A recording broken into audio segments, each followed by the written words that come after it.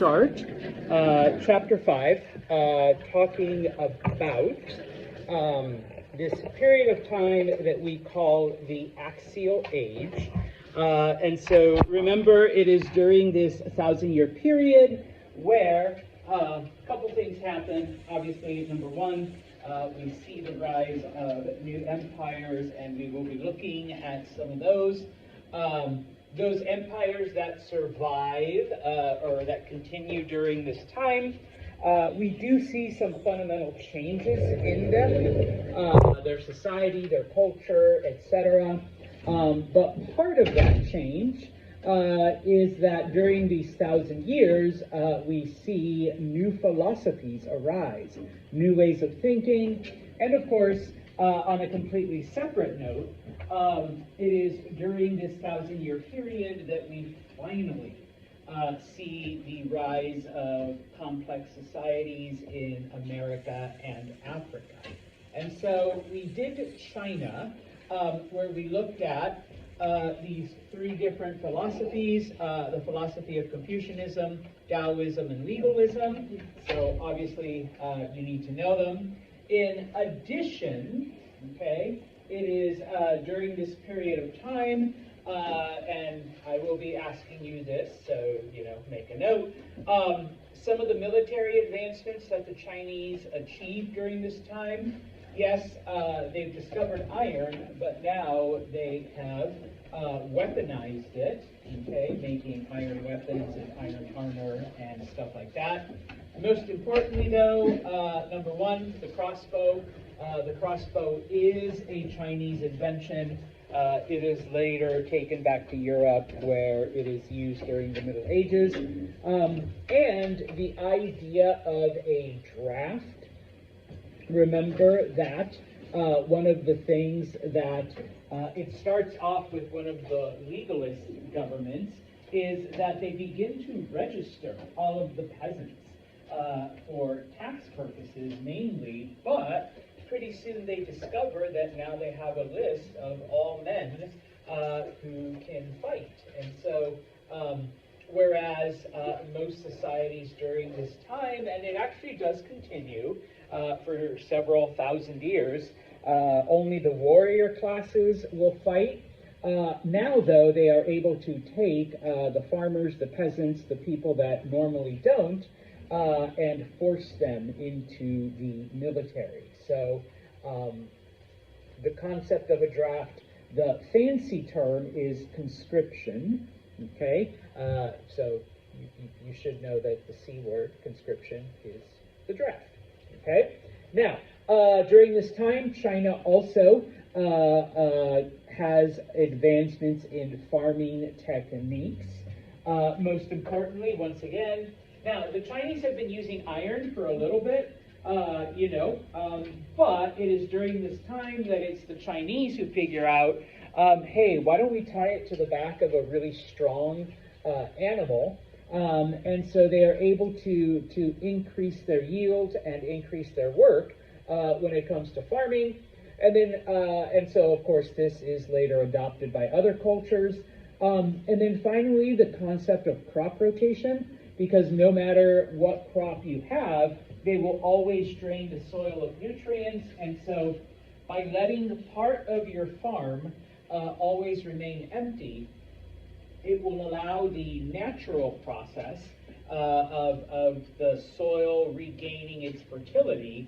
In addition, part of crop rotation is also planting different types of crops. So that you're not always planting the same thing, because some crops do drain, bless you, the soil faster than others, and so this way you're not always having to focus on the same field. Later on, okay, other cultures adopt this method as well. Europeans in the Middle Ages refer to it as letting a field lie fallow. All right, where it's just, hey, why didn't you plant anything there, Seth? Oh, it's lying fallow. Okay, you're letting it reclaim its nutrients on its own. All right, and so now, today, we will focus on India. We will look at the changes that come about in India during this axial age. Okay, so I'm just going to erase this because we are going to add a couple things here, mainly under India. Okay, remember, and we saw this in the last chapter. Okay,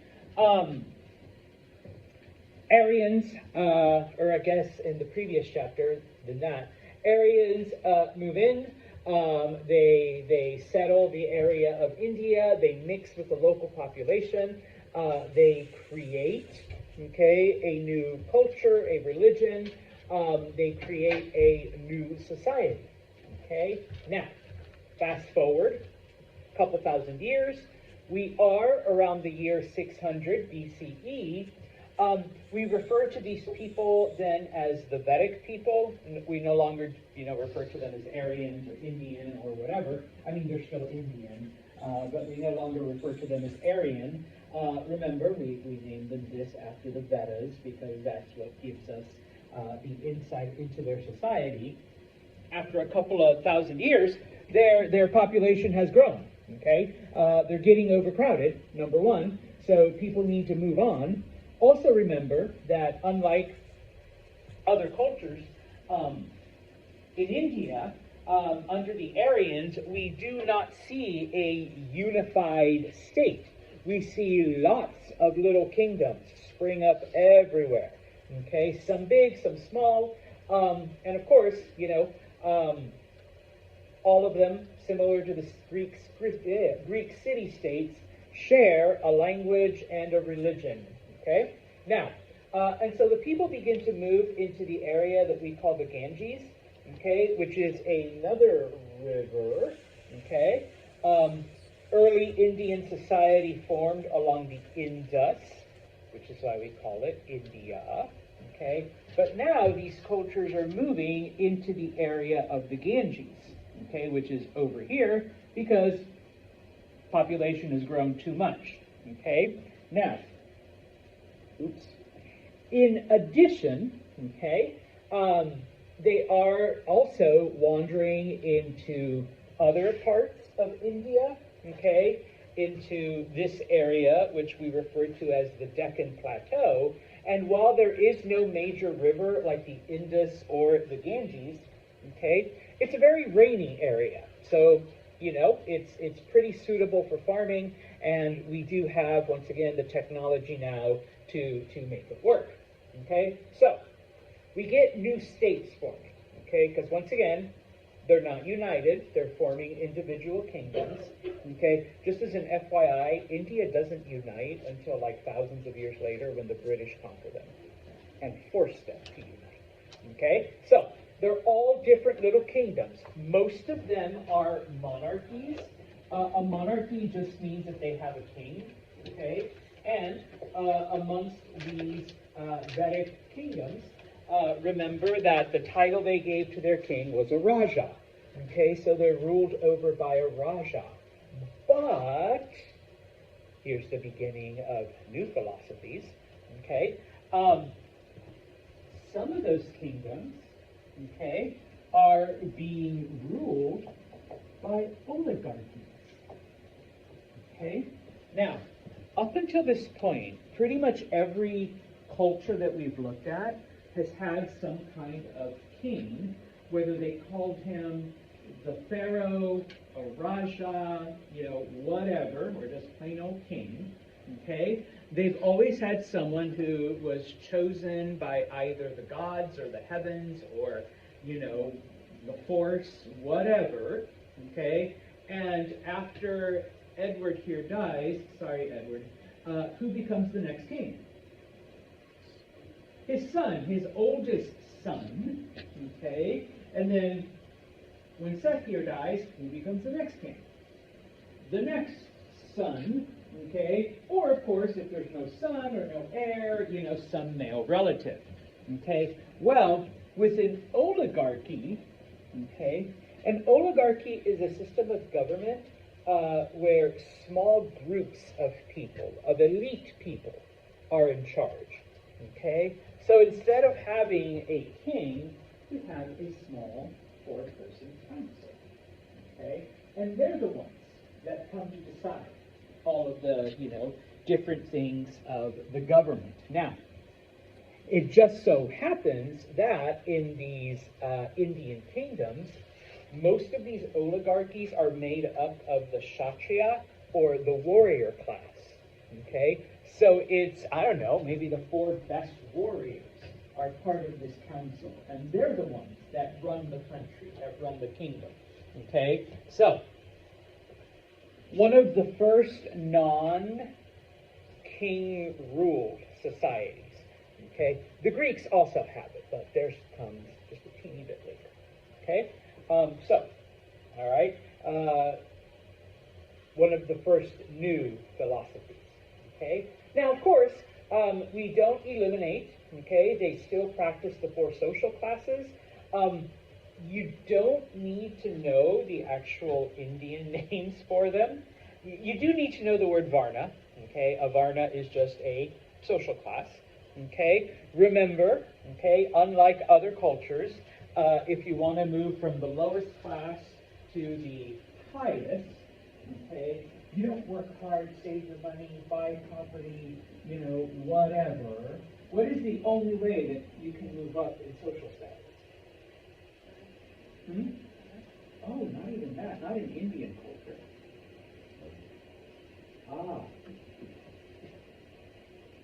You're halfway there. Oh, you have to die and reincarnate into the next class. Okay, so lowest class, all right, but he's the best.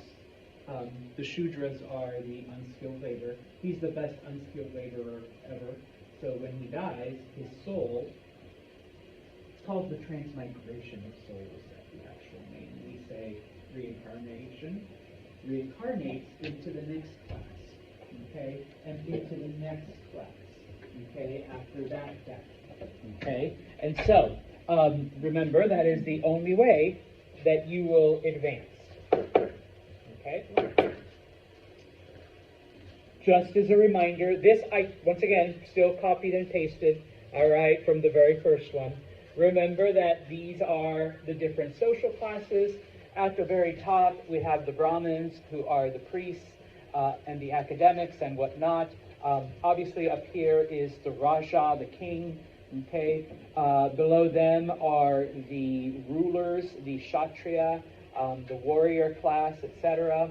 Below them are the Vaishya, who are the farmers and the traders and the business people. And then at the very bottom, the Shudra are the manual laborers. Okay? Now, this still exists. You still have to die and reincarnate to be able to move up a social class. Okay? But in some of these places, it's just like, all of these people, we need to, people are beginning to question certain things, and people are beginning to argue over who is more important than the other person. So it is during this time that, number one, we begin to add sub-levels to each of those social paths. Okay? You do need to know this word. They are called jati. Okay? So in addition to your varna, okay, you are an unskilled laborer. You are a farmer or a merchant. You are part of the warrior class or the administrative class. Okay? You are a priest or a noble. And of course, at the most top, there's only one. Okay? You are the Raja, the king. All right? But we're starting to get, questions and whatever, and we're starting, to get, a population, and not everyone fits into certain, little niches. So, okay, within each of those 4 classes now, we have subclasses. Okay, so for example, the skilled classes, okay, which all fall right here. Okay.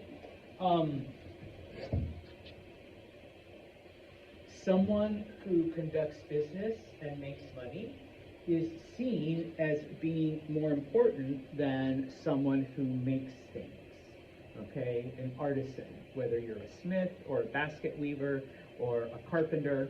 Okay, so the merchant within this class, the merchant is seen as being better than the smith. And the smith is more important than the carpenter, because smiths work with metal, carpenters work with wood, and, metal is better than wood. Everybody knows that, right? Yeah, I'm just making shit up like they do. Okay? And, of course, the businessman is better because he's making money. Okay? Well, then they start dividing it even further. Okay? A smith that works with gold is better than a smith who works with copper, because gold is better than copper. Or let's say the smith that works with silver, not as good as the one who works with gold, but better than the one that works with tin. Sorry, Destiny, because silver is better than tin, but not as good as gold. Okay? And so now we're subdividing the people even more. Okay? Now, of course, what does this mean for this? Well, now you work with copper or tin. Sorry, I gave you tin. Best tinsmith that you will ever meet. Destiny dies and reincarnates as a silversmith. And, best silversmith ever dies and reincarnates as a goldsmith. Okay? Best gold worker. You see what I mean? You're still in the same social class. You're still the fives. Okay? You haven't moved up yet. You've only moved up Jati. You have not moved up into new Varnas. All right? So,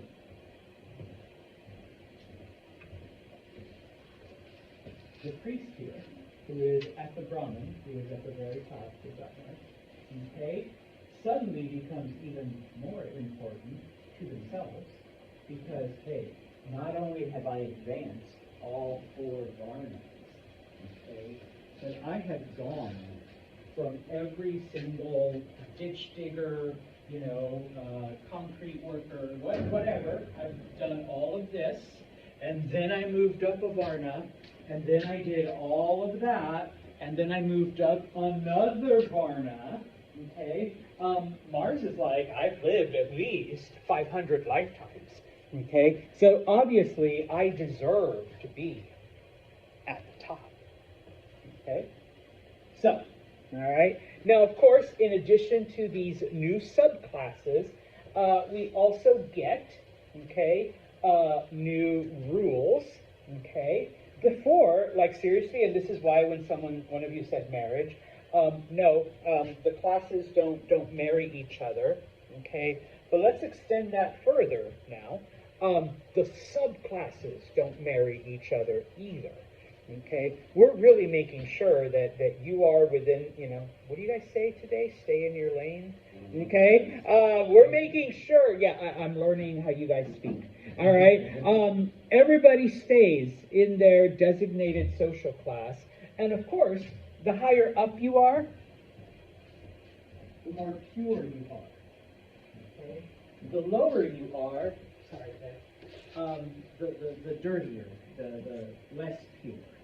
Okay, that you are. All right? So, we see this change within those 1,000 years in India, this addition. Okay? Now, once again, remember, all right, more people lead to more agriculture, leads to more food, leads to more people, leads to more food, leads to more people. So we see an explosion in the population. We see populations growing. Okay? And of course, the whole thing that we've looked at, you have your villages, your towns, those become cities. Okay? So you see, new cities springing up. You see more people. And over time, okay, there are certain professions that don't quite fit as time goes on and society, changes. These professions don't quite fit into the pre-established varnas or even into the pre-established jati by the time we get into like a couple hundred years and stuff like that. Okay, like seriously, where would you put a teacher? Okay, within that system, or once we like go from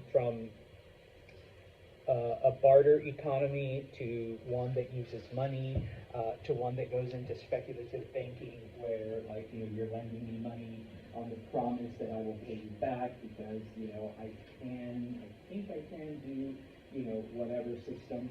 Okay, where would you put a banker type of thing? I mean, they're more than a businessman, but they're not quite an academic, So new things happen. Okay, but we'll get to that in a little bit. Okay, but what really begins to happen, okay, is that, and no offense, okay, humans, us, we're dirty. Okay, we're gross, we're disgusting. Okay, when it boils down, I know someone here might be like, no, Santos, I wash my hands 20 times a day. No, you're still gross. Okay, we all have some kind of bacteria on us, and if you think that you don't, you're mistaken. We all have it. Okay, and so as we see the population increase and as we see cities, rise and overpopulate, we see an increase in garbage. Okay, who from all of these social classes is going to be the garbage people, the ones that keep the cities clean?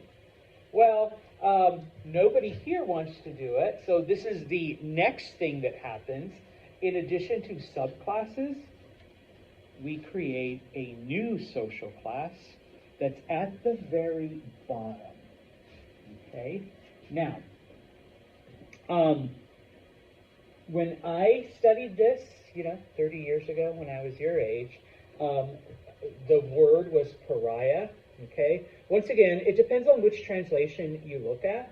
Okay, I think this one gives Dalit. Yeah, Dalits.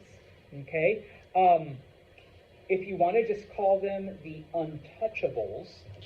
Okay, so new Varna. Okay, I'm going to put untouchable.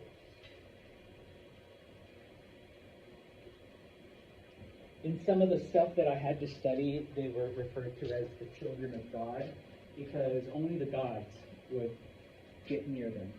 Okay, for reals. You could step on them, you could abuse them, you could spit on them, you could do whatever. It was okay because they are the lowest of the low. They're lower than dirt. Okay, because they clean the streets, they touch the garbage. They are born dirty, they live dirty, they die dirty. And their only hope is that in the next life, they might be a ditch digger. But at least they don't have to touch garbage anymore. Okay? These are the ones that Mother Teresa did her charitable work amongst. Okay? The lowest of the low. All right? So we see this new Varna created, okay, because of, all right, the overpopulation, because of this system. Now, okay, the problem, of course, besides garbage, when you get all of these different people in a crowded city, is that people begin to see the way other groups live. Okay? The pariahs, the untouchables, see how much better even the warrior class has it. Or the farmer class sees how much better the priestly class has it. Or even within the jati, okay, the smith that works with copper sees how much better the smith that works with silver has it. Okay? And so, those that are at the bottom, okay? And once again, there's a reason why this is a triangle, okay? How many people are at the bottom versus how many people are at the top? Okay, you got the 1% and like the 99%, okay? So the people at the bottom are the ones that begin to question, okay? Why the hell am I putting up with this shit, both literal and figurative, okay, when, sorry, man, all right, the upper class here doesn't, okay, and they have all of this privilege, and there's only like 2 of them, okay, so now you guys are part of this, all right, versus, you know, the bottom of the barrel, okay, there's so many, okay, and so, all right, we get a couple things happening, all right. Number one, obviously, you know, the kings, the Raja, does not want to see their power lost. And of course, the priests don't want to see their power lost either. Okay, I got to keep it up here in 1%. Okay, so once again, okay, we get this idea that, and we will see it repeated throughout history. Okay, the gods, or God, or the universe, or the horse, or the great pumpkin, whatever it is that you believe in and pray to, chose the king, okay? And if you question the king, okay, you're questioning the gods, you're questioning the universe, you're questioning whomever, okay? Now, in Indian culture, it's a little bit more complex because, all right, and we will talk about the principles of karma. If you're the best ditch digger you know how to be, and you never question the system, then yes, you will move up Jati, and you will move up Varnas, and someday, in 100 lifetimes, you can end up over here, okay? But if you begin to question the system, you stay in the thing that you are when you reincarnate, or even worse, we might just throw Ed back down to the garbage cleaner class that we created. Okay? You might become an untouchable in your next life. All right? Now, I've often had students asking me, and so people just went along with that. I'm like, well, yeah, I mean, you're good, you go to heaven. You're bad, you go to hell. I mean, no offense, you guys go along with that. You really don't know, you know, type of thing. And so, you know, yeah, but there are people that begin to question that system. There are people that begin to go, this does not seem fair, okay? I seriously doubt that the gods really intended for this to be the way humanity lives. All right? So, the philosophies. I know, I've been building up. Okay? The first philosophy we will look at is Jainism. Okay? What is Jainism? Well, it was started by a man named Vardhamana Mahavira. I can't say all of that. I just call him Mahavira, usually. Okay? He came from one of the, he wasn't like high class, but his family were business people, they were merchants, okay? So they did have, you know, stuff, okay? At age 30, after, you know, seeing, you know, in a city how unjust certain things were, he gives up all of his possessions, okay? Renounces everything, and travels around India trying to figure out what is the meaning of life, what is the meaning of our existence, okay? It can't just be living, dying, reincarnating. Living, dying, reincarnating, okay? If you're lucky, you get to move up, okay? it has to be more than that. Okay? Some of the things that he comes up with.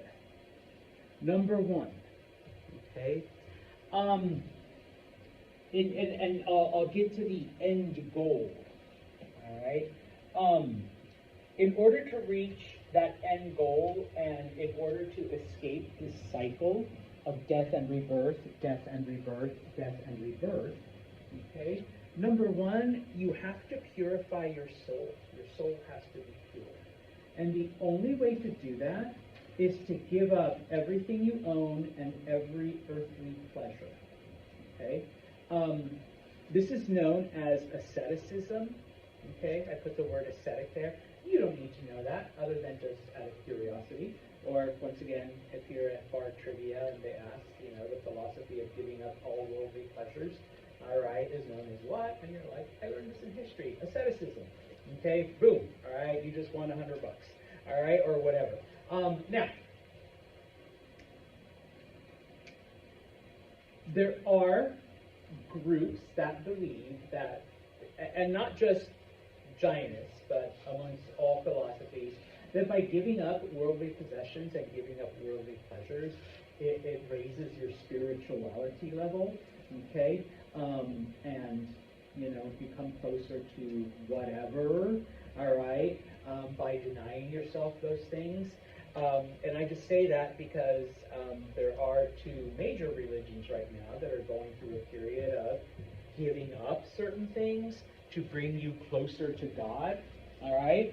So that's just like on a small scale, okay? But imagine giving up like everything, just everything, and living a life of nothing, okay? The other concept he comes up with is the idea of ahimsa. You do not harm a living being, okay? Because remember, the rajas are built on war and conquest, okay? The oligarchies are made up of the warrior class. There's a reason why they're the warriors, okay? They kill, okay?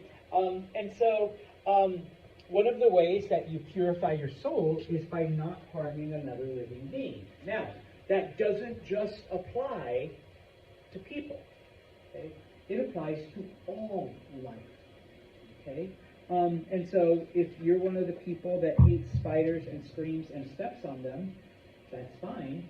But please know that there are some people, and if you're Jainist, if you practice ahimsa, no. You take a sheet of paper, Mr. Spider. All right, and now we're going to shoo you out the window. Go, meet a girl spider, have spider babies, live a spider life. Okay? Oh, ladybug. Okay, I walk this way. All right? There are some people that live that way. Okay? And of course, this means what don't you do if you don't believe in killing anything? You believe humans.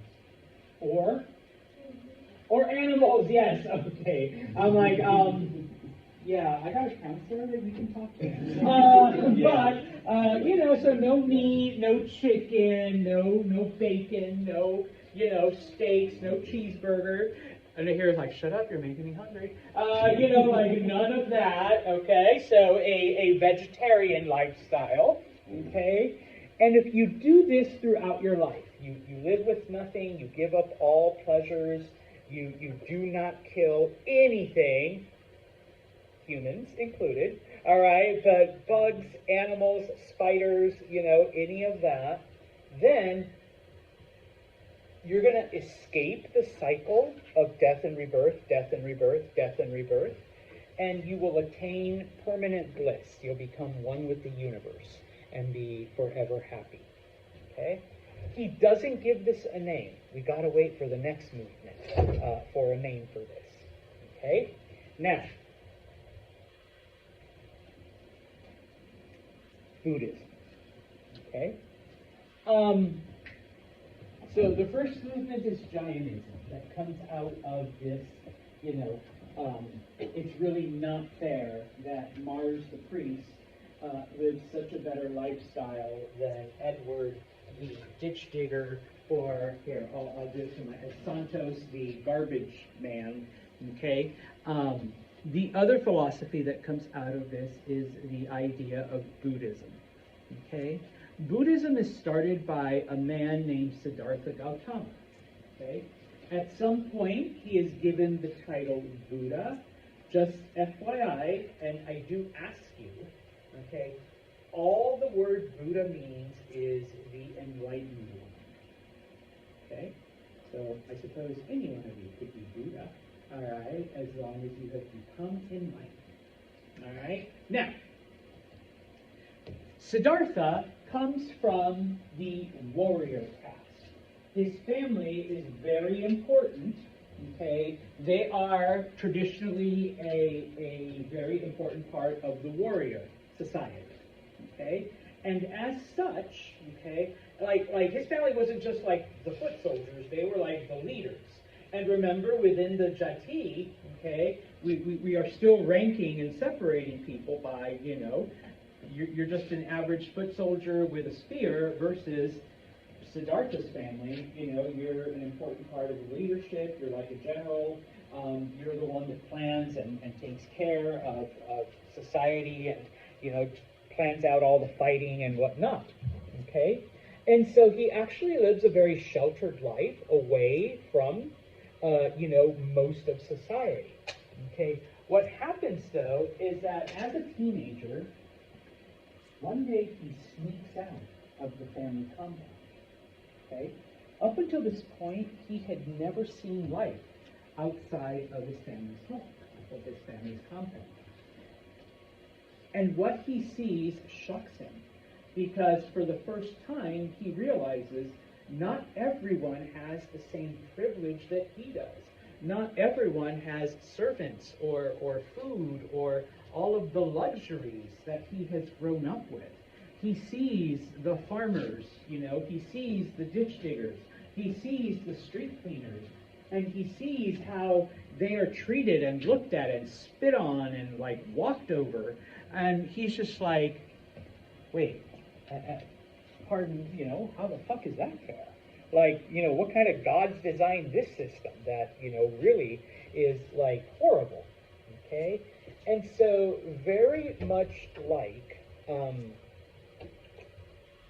Mahavira and Jainism, at the age of 29, gives up everything, renounces his family, and wanders around India searching for the meaning of life. All right?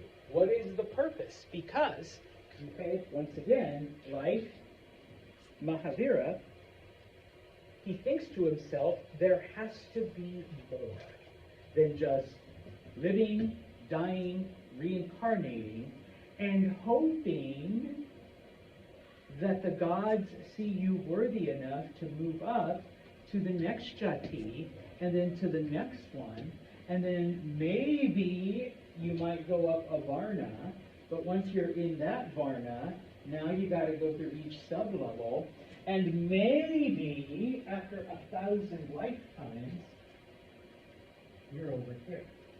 Okay? That cannot be the only reason why the gods have put us on this planet. Okay? Oh, and by the way, once again, it's a pyramid. So for most of those lifetimes, life sucks. Okay? Life is horrible. Life is awful. Okay? Life is good for this little group. All right?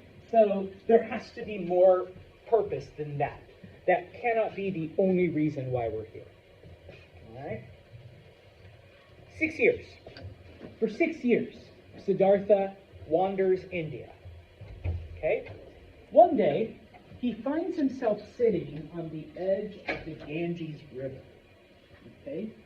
And inspiration, or enlightenment, which is why he's called the Buddha, comes to him. Okay? And he's like, I got it.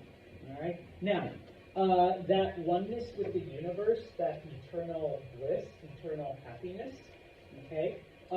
He gives it the name nirvana. Okay? There is a way to achieve this nirvana that we don't have to do this anymore. We don't have to live, and pardon me, I don't mean to depress anyone, miserable life after miserable life after miserable life, okay, over and over and over again, hoping that some time we will reach that tip of the pyramid, okay? But he also realized, because he does encounter practitioners, of Jainism, he also realizes that it can't be in giving up everything, okay? There's got to be a solution, a middle ground, okay? He comes up with a concept known as the Four Noble Truths, okay? Number one, you have to accept that life is suffering. Life sucks. Life is miserable. The sooner you can accept this, the sooner you can start your path to enlightenment. Okay? If anybody told you life was going to be easy, they lied, because it's not. Okay? Number two, once you recognize that life is suffering, okay, you also have to recognize that that suffering comes from desire. Okay? You want things that you can't have. So, you're going to be miserable. All right? Number three, okay, you need to somehow learn to remove these desires from your life. Okay? If you can remove these desires, then you're going to avoid this suffering, and your life will be better. Okay? Of course, just saying it isn't enough. And so, to get rid of those desires, and you don't need to know the Eightfold Path. If you want to, you can Google it if, you want to learn more about Buddhism. But he's like, you have to follow the Eightfold Path, which includes, gaining wisdom, all right, gaining knowledge, ethical behavior, and it goes on, like there's 8 different things, like right words, right thought, right profession, right, if you achieve if you do those things that put you on this path, okay, then yes, you will eliminate desire from your life, and you will be happier, okay? And if you are able to purify your soul, the cycle of death, rebirth, death, rebirth, death, rebirth, you escape it, and you achieve nirvana. Okay? That's it. You're done. Game over. You win. Okay? It doesn't matter if you were at the farmer level for 500 lives. Okay? You finally purified your soul enough to escape it. Okay? Now, FYI, this doesn't happen in 6 weeks, or in a year, or in 5 years. It doesn't even happen in a lifetime. It might, bless you. Because remember, we believe in reincarnation. It might take 2 lifetimes, it might take 10 lifetimes, it might take 50 lifetimes. Okay? But once you achieve it, that's it. Okay? So, does it matter if you're a pariah, a street cleaner, or a member of the priestly class? Okay? If you want to escape this cycle, okay, then you follow this path. All right? People are drawn to it because it's like, it sounds pretty simple. Okay? Eliminate desire from your life. Okay? Of course, like I said, that could take up to like 50 lifetimes to do. Okay? But as long as you're able to eliminate it, then you will achieve eternal happiness. You won't have to suffer anymore, and you'll be the ultimate belief is that you become one with the universe. Okay? So, that's worth 50 lifetimes of trying to do this. Okay? And unlike Jainism, you really don't have to give up everything. Okay? You just have to give up those desires. Okay? Which, we'll get more into Buddhism. All right.